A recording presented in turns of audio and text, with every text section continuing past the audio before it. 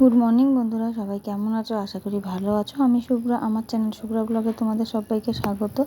আজকে পয়লা বৈশাখ, সবাইকে শুভ নববর্ষ জানাচ্ছি। বড়রা আমার প্রণাম নেবা আর ছোটদেরকে অনেক ভালোবাসা ও স্নেহ দিলাম। তো এখন এই যে সকাল সকাল সমস্ত কাজ সেরে স্নান করে চলে এসেছি পুজো দিতে। সবাই নতুন জামা কাপড় পরেই এসেছি পুজো দিতে।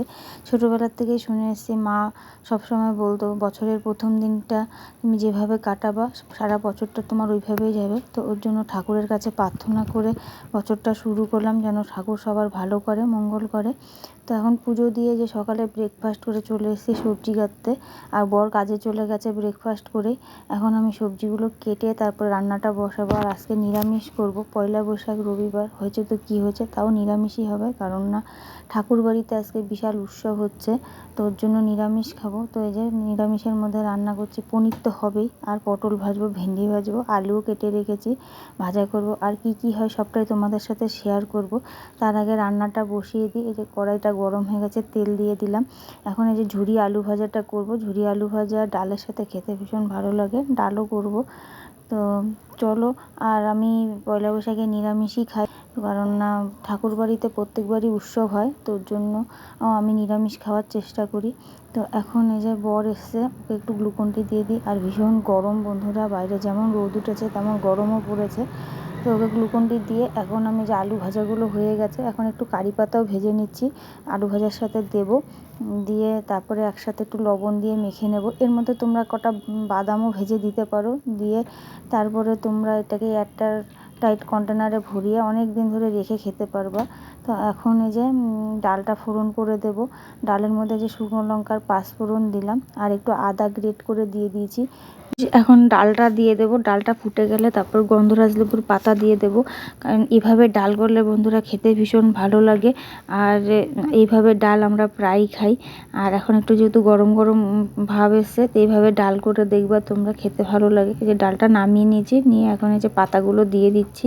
পাতাগুলো শুকিয়ে গেছে যেহেতু কালকে আনা হয়েছে, তাই। তো এখন একটু ছিঁড়ে দিলাম যাতে স্মেলটা আসে। আর বেশিক্ষণ রাখবো না, অল্প টাইম রেখে উঠিয়ে নেব। তো রান্না কমপ্লিট। এই যে রান্না হলো ভাত, বাসন্তী পোলাও, ভেন্ডি ভাজা, পটল ভাজা, ডাল, পনিরের তরকারি, স্যালাড, আমের চাটনি, সবটাই হয়েছে। তো যেহেতু নিরামিষ, ওর জন্য একটু এভাবেই করলাম। পয়লা বৈশাখ, সবাই তো মাছ মাংস খাচ্ছে, তার জন্য আমরা যেহেতু নিরামিষ খাচ্ছি একটু এভাবেই করলাম। তো ভাত খেয়ে নিই, তারপর তোমাদের সাথে কথা বলবো। আর খাওয়া দাওয়ার পরে যে একটু রেস্ট করে তারপরে যাব, এই যে বিহুতে যাব, রেডি হয়ে নিয়েছি। আসামের বিহু শুরু হয়ে গেছে, তো কালকেও হয়েছিল, আজকেও হচ্ছে, আবার আগামীকালও হবে। তো চলো, আমরা এই যে বিহু দেখতে এসেছি। আর ভিডিও কেমন লাগছে সবাই বলো, ভালো লাগলে একটা লাইক করো, কমেন্ট করো, শেয়ার করো, চ্যানেলটাকে সাবস্ক্রাইব করে দিয়ে আমার পাশে থেকো। যারা করেছো তাদেরকে অসংখ্য ধন্যবাদ, আর যারা করোনি তারা প্লিজ করে দিও। তো চলো বিহুটা দেখতে থাকো।